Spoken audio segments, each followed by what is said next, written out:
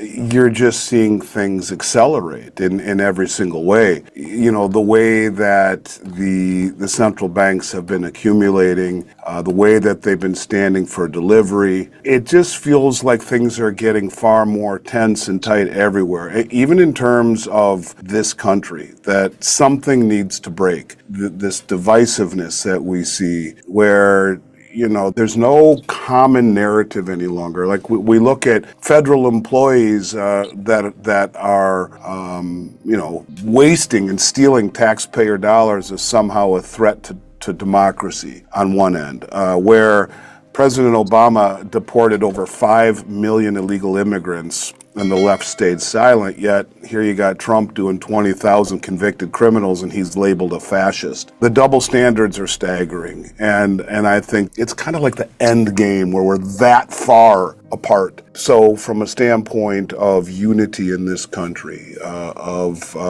divisiveness, of something ripe for a change, people were talking not too long ago about a civil war. When you see all this stuff happening, the protests in these cities, and yes, I do feel like it's getting to that point where we're getting closer and closer and closer to some form of a reset, some form of, you see it politically, you see it socially, you see it morally, you see it economically, you're seeing it in the way that the world is breaking away from the dollar. You see it in the way that the world is accumulating commodities instead of, which is really the linchpin of the system, in favor of treasuries. You're seeing so many things that are accelerating. When we talk about the BRICS in particular, it was Sergei Lavrov who came out and said that their new payment system, cross-border payment system, bridge technology, would be offered to non-BRICS members. That's a massive deal. You have the BRICS meeting here in July. This is a very big deal. It's just a couple weeks away. So yes, we are getting closer to that all-in moment. I don't know what the trigger is, but you can feel the tension in the air.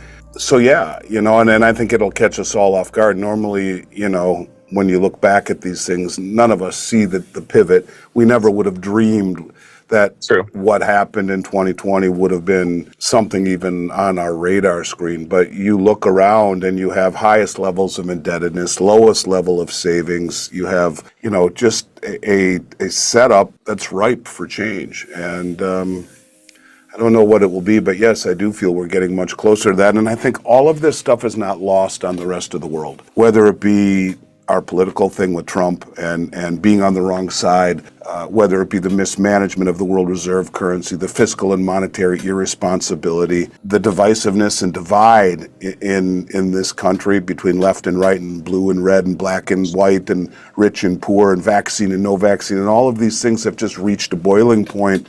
So it seems we're getting closer to that moment, certainly, maybe than ever before. And then you look at how the debt just keeps on accumulating. And at some point, the rest of the world is going to say, we just don't want to continue to hold dollars, to accumulate dollars for our goods and services. And worse yet, we certainly don't want to hold treasuries for the reserves in a country that's lost all fiscal responsibility. In fact, lost all fiscal sanity. When I look around at what's happening right now, not just in our country, but globally, I'm struck by how few people really get it.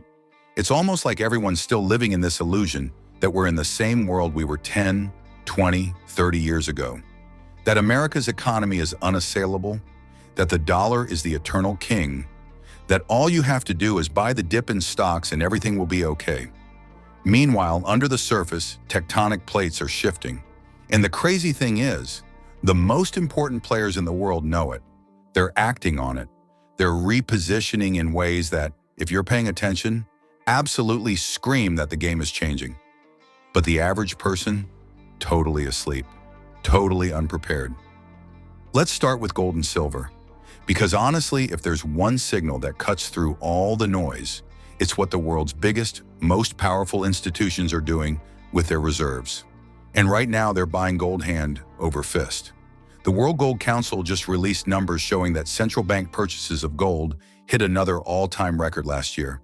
China alone bought hundreds of tons, probably far more than they're officially reporting. Singapore doubled their reserves. Poland, Turkey, Uzbekistan, all big buyers. Why?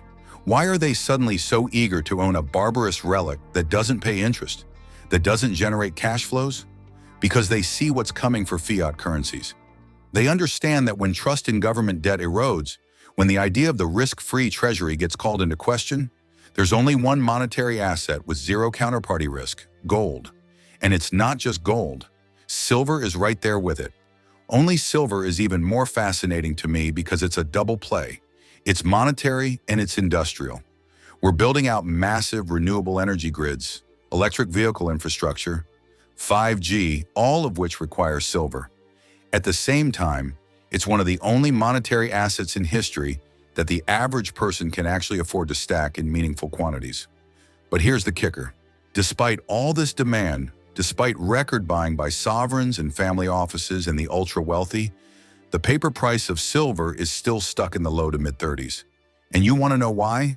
Because the bullion banks are playing an incredibly dangerous game of musical chairs. They've built up the second largest concentrated short position in silver's history on COMEX. We're talking close to 1 billion ounces in paper shorts against a tiny sliver of actual registered silver available for delivery. They're basically betting that you and the rest of the public will stay asleep, so they can keep piling up cheap contracts and manage the price through massive daily trading volumes. Just last week, they dumped 487 million paper ounces in one day to hold the price under $36. That's absurd. That's more silver than gets mined globally in half a year, traded in a single day to keep a lid on price discovery. But let me ask you something. Who's on the other side of these trades? Who's taking delivery of all this physical silver that's being drained out of COMEX and LBMA vaults month after month, quarter after quarter?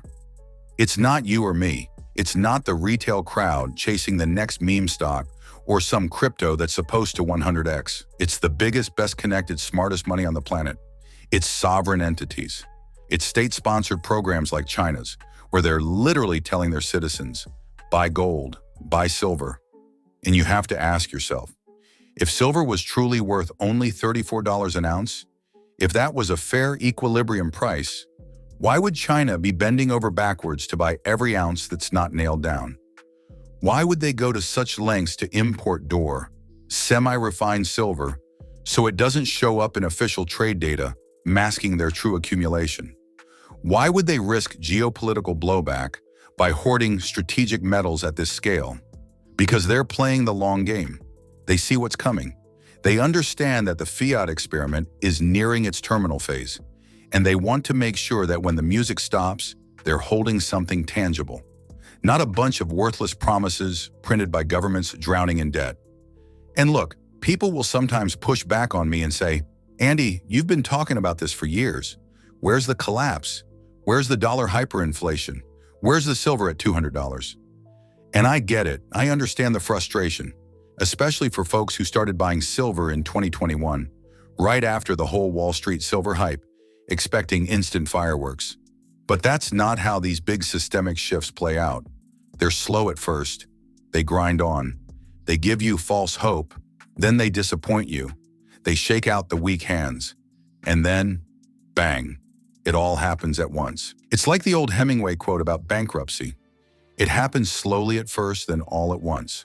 That's exactly how monetary resets occur, and we are absolutely on the precipice of one. And here we are with Doge, the $90 billion or whatever that they saved. That's 38 hours worth of spending by the U.S. government. It's next to nothing, and they want to raise the debt ceiling again, and $2.5 trillion in deficit spending again. We're not getting any better. The rubber is going to meet the road at some point. So I would look less for that all at once moment and deal with the fact that we're probably getting closer to that moment than ever before. Live in a world of probability where it can't stay this way. There's no reason that anyone would want to hold our treasuries in a currency that is being devalued as fast as this one is. And what is the negative outcome for the treasury market?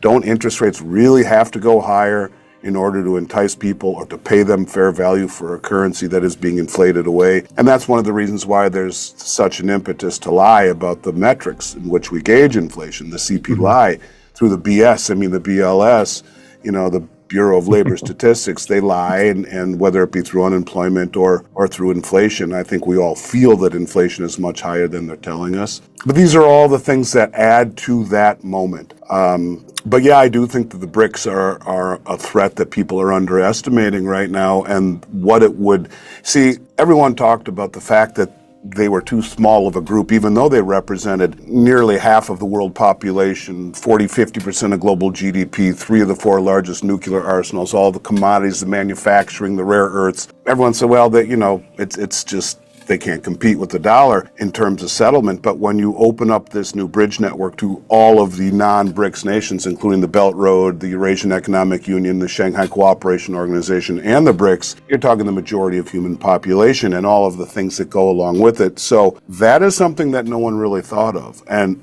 if that were to be, in fact, that is the stated goal of the meeting in Brazil, is to find alternative settlement and payment systems outside the dollar to reduce dependence on the dollar. Well, if you're opening it up to all non-BRICS nations and the alignment that they have with the Belt Road in particular, which is 75% of human population in and of itself, 50% of global GDP.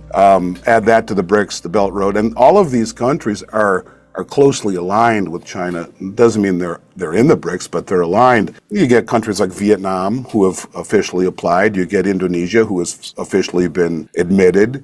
These are countries that are resource rich and are, I think, breaking away slowly. And so look, if you're watching this right now and you're feeling that tension in the air, if your gut is telling you something just isn't right, you're not crazy. That's your intuition. That's thousands of years of human pattern recognition kicking in. Because at some deep level, you can sense that this is an end of an era. Everywhere you look, the foundations are cracking. You see it in the way we talk past each other in this country. No shared facts, no shared stories, just endless culture wars and mutual contempt. You see it in the way our fiscal and monetary houses run, like drunken sailors piling up IOUs with no plan to ever pay them back. You see it in the massive, unbridgeable gap between what the average American earns and what things actually cost. And you see it in the way the rest of the world is organizing to insulate itself from what's coming next.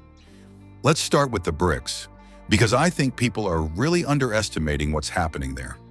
You know, when Sergey Lavrov came out a couple months ago and said the BRICS' new cross-border payment system, what they're calling the BRICS Bridge, would be open to non-BRICS nations, that was the moment the whole game changed. That's effectively an invitation for the entire global South and even middle-tier economies to step outside the dollar system. That's a big deal. And now you've got this BRICS summit in July that's expected to unveil even more concrete steps. This is a group that controls the majority of global energy reserves, huge swathes of industrial production, and now they're formalizing systems to settle trade without dollars. When they start pricing oil or rare earths or wheat in a non-dollar standard, the clock on the dollar's reserve privilege starts ticking in earnest. This is how world reserve currencies die. Not in a day, but in 1,000 cuts. Little by little, the demand for dollars erodes. And once foreign central banks and sovereign funds realize they don't have to keep stacking treasuries for reserves, once they decide that holding physical commodities or settling in multi-currency baskets is safer, you'll see an avalanche out of US paper. And when that happens, the consequences for ordinary Americans will be brutal. Because the only reason we've been able to live so far beyond our means for decades is that the rest of the world kept lending us cheap money. We exported dollars, they exported us goods. We printed, they produced. We bought flat-screen TVs and SUVs. They got stuck holding I owe us. And it worked until it didn't. Look at what's happening already. China, Russia, even France. They're settling oil in yuan. Saudi Arabia is openly talking about accepting non-dollar payment. The Indian central bank is negotiating to buy Russian oil in rupees. Little by little, trade flows are finding alternatives. And once that shift gathers momentum, all of those dollars we exported for years come flooding back home. That's how you get a currency crisis. That's how you get 20, 30, 40% drops in purchasing power almost overnight. And that's why the smart money, the truly smart money, sovereign wealth funds and central banks, is loading up on gold, because they know how this movie ends. The World Gold Council just reported that central bank gold buying set another record last year. China alone bought over 300 tons officially. Unofficially, it's probably double that. Singapore doubled its reserves. Turkey, Uzbekistan, India, all big buyers. Meanwhile, the US public, still mostly clueless. Still mostly plowing their money into meme stocks, overpriced tech, or the next crypto shiny object. And here's the kicker that nobody talks about. We are now so leveraged, so deep into this debt cycle, that there is no clean way out. If the Fed keeps hiking rates to try to fight inflation, it blows up the bond market and triggers a wave of bankruptcies. If it cuts rates to stimulate growth or to prop up asset bubbles, it torches the dollar's value and accelerates inflation even further. That's the classic debt trap. Either way, your savings are toast if they're sitting in dollars. Meanwhile, on the social front, the divisions in this country are getting so wide, they feel almost unbridgeable. I mean, look, when Obama deported over 5 million people, you didn't see riots in the streets. But when Trump tried to deport 20,000 convicted criminals, suddenly he's a fascist. You've got left versus right, city versus rural, black versus white, vax versus no vax, rich versus poor, all with mutual contempt. There's no longer even a shared language or set of values holding it together. That's how societies become ripe for a fracture. It doesn't mean there's going to be a literal civil war tomorrow, but it means any major economic or financial shock could easily spill over into something ugly. When people feel the rug pulled out from under them, when their 401ks crash, when their dollars buy half as much, that's when you see the real anger. That's when scapegoats get picked. That's when you see policies you never imagined. And look, if you think this is all hyperbole, just look at the math. We're running deficits of $2 trillion a year in an economy that's growing maybe $500 billion nominally. That's like your household making $50,000 a year, but running up $200,000 on your credit cards annually. And it's only sustainable because for now, people still want to hold your debt. But that's changing. Foreign treasury demand has dried up. The last 2 treasury auctions were some of the weakest on record. At some point, the Fed has to come back in to monetize it. That means more money printing. That means more inflation. That means less purchasing power for you.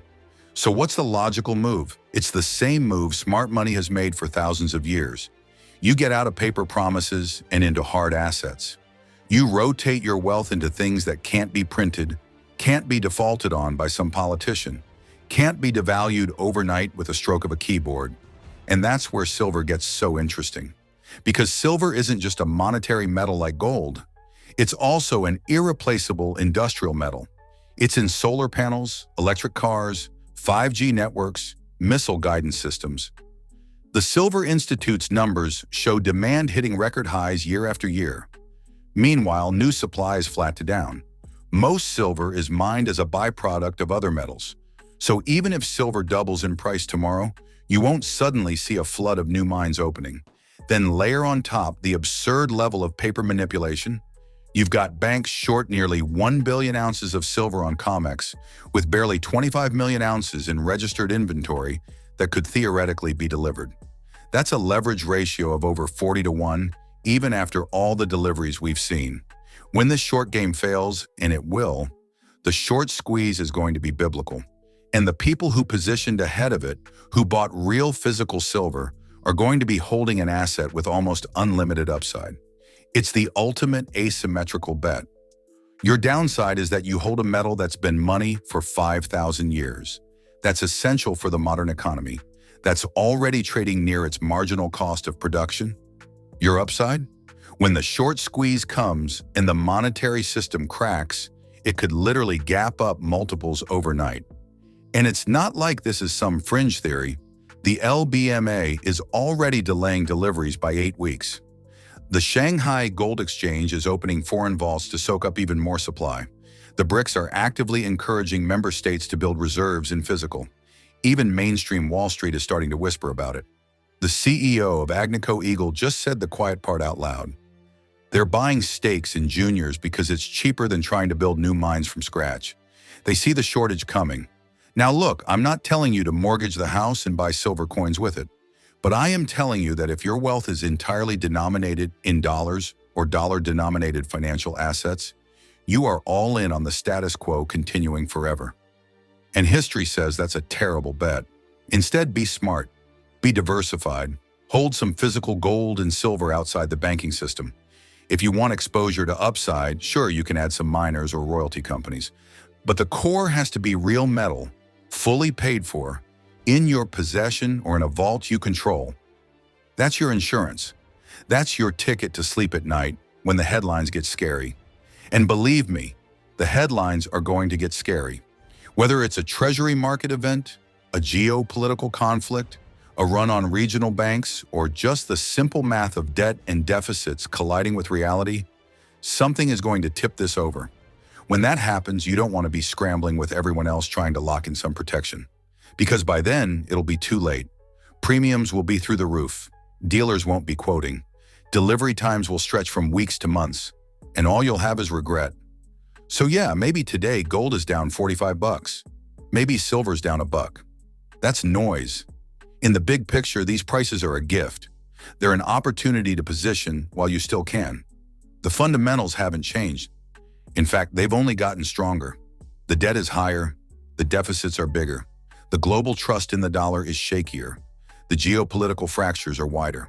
Stay informed about the latest developments shaping the precious metals markets with regular updates from the Finance Daily team. Not only that, but as a subscriber, you'll also receive timely silver and gold price notifications and early access to groundbreaking news unavailable to the general public. Join our free gold and silver newsletter today, link in the description.